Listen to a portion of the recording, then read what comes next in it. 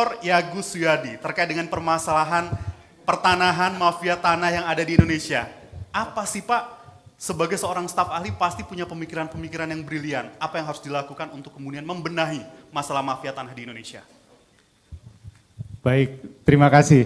Tadi dikenalkan nama saya Yagus. Artinya ibu saya itu memberikan Yagus, saya harus berkata jujur, bukan tidak Gus. Artinya iya Gus, artinya harus ya. Itu yang pertama. Dengan kejujuran, alhamdulillah saya bisa di Jakarta ini, ya, dengan pangkat jabatan seperti itu. Kita sudah sepakat tadi bahwa salah satu kejahatan di pertanahan yang kita sebut adalah mafia tanah. Mafia tanah sudah kita justice, adalah kejahatan extraordinary. Artinya apa? Tadi sudah disampaikan, yang namanya mafia tanah itu adalah masif, terstruktur, dan sistematis. Dan saya pastikan bahwa mafia tanah tidak berdiri sendiri.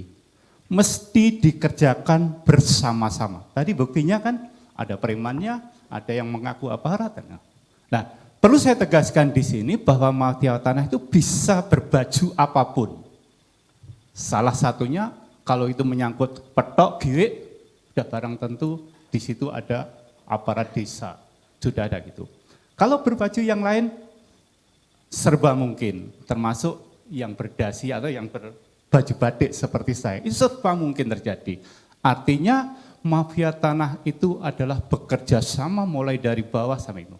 Kalau kita cari siapa dalangnya, dalangnya adalah ini adalah pion-pionnya yang maju, yang di sana yang tidak kita ketahui. Ini adalah menurut hemat saya. Sehingga apa? Sehingga perlu kita perangi bersama. Kalau tadi ngomong banyak HGU dan apa, perlu kita benahi. Penerbitan HGU itu dimulai dari perizinan. Siapa yang memberikan izin? Ada enggak di sana kesewenang-wenangan penyalahgunaan izin? Mesti ada, Pak. Saya mendapatkan izin 7.500 hektar. Tapi para mereka menguasai tanah berapa? Bisa 10.000, bisa 15.000 hektar. Memperolehnya bagaimana? Tadi dengan menggusur karena kekuatan. Ini adalah praktek-praktek mafia tanah. Yang berikutnya pada saat didaftarkan, disertifikatkan, yang ditunjukkan hanya yang izinnya. Yang di luar izinnya apa? Ini yang tadi. Ini kalau kita menyangkut. Sehingga mafia tanah itu perlu saya sampaikan dari pengamatan saya bahwa mafia tanah itu seolah-olah bekerja menggunakan peraturan-peraturan. Syaratnya ada, prosedurnya dilalui. Tetapi bahan secara material saya pastikan itu tidak sesuai dengan faktanya. Yang dipalsukan tadi, ya dia dapat sertifikat loh. Sertifikat yang menguasai ibu ini, kenapa bisa terbit atas nama orang lain? Ada bargaining lagi, kalau mau sekian ratus per meter. Ini adalah salah satu bentuk kerjanya mafia, sehingga menurut hemat saya, yang pertama karena dia bekerja sesuai peraturan, memanfaatkan kelemahan BPN. Kelemahan BPN yang tadi disampaikan, itu dimanfaatkan. Saya mengakui bahwa di kementerian ini ada oknum-oknum itu. Satu contoh, Pak Menteri sendiri mengakui bahwa di BPN itu juga ada oknum mafia tanah. Tapi itu bagian dari yang tadi bersama-sama tadi. Apa tidak ada tindakan? Mohon maaf, sudah.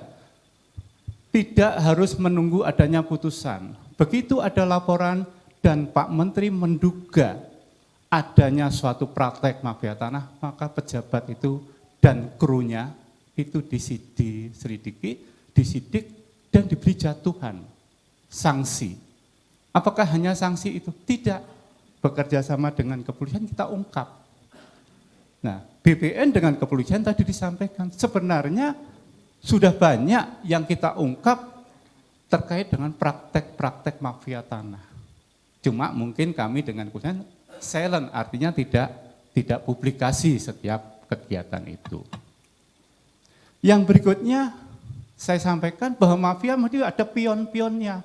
Pion-pionnya itu ahli di dalam pengurusan. dia sering melakukan pengurusan, itu adalah pion-pionnya. Dan kita dari pelaksana seolah-olah itu sesuai dengan aturan, sesuai dengan itu. Sehingga inilah yang terjadi. Kementerian ATR BPN sudah berbenah. Pembenahan SDM sudah kita lakukan. Sistem tadi disampaikan mengenai registering, sekarang registrasi mengenai tanah-tanah yang bersertifikat, tanah-tanah yang belum bersertifikat sudah terpusat. Saya, namanya Pak Diki umpamanya, Pak Diki saya ketik di sistem kami, akan keluar di situ. Berapa tanah yang dipunyai Pak Diki, berapa tanah yang dipunyai Agus, di mana saja tempat di seluruh Indonesia. Artinya kita sudah melakukan registrasi dan itu berbasis online sehingga bisa diakses di mana saja. Ini yang perlu kami sampaikan terkait dengan tadi masalah sengketa yang seolah-olah tidak pernah selesai dan tadi disampaikan dari Dirjen Sengketa sebenarnya tiap tahun itu ada ribuan yang sudah diselesaikan. Cuma karena prosentase kenaikan masalah kasus pertanahan itu meningkat, seolah-olah tenggelam. Tidak ada penyelesaian, seolah-olah. Tapi faktanya sudah kita selesaikan. Itu ada di sistem dan itu terlapor setiap tahun. Hal-hal yang menyangkut tadi, kami terbuka. Kalau memang ada pengaduan-pengaduan terkait dengan perilaku, ada oknum BPN, akan kami tindak lanjuti dan contohnya yang disampaikan Pak Diki tadi kita sudah berbuat dan oknumnya kita ancam pidana sekaligus masalah sanksi kepegawaian sudah kita jatuhkan, kita tunggu sanksi yang pidananya. Saya kira itu yang bisa kami sampaikan. Untuk Pak. Terima kasih. Luar biasa.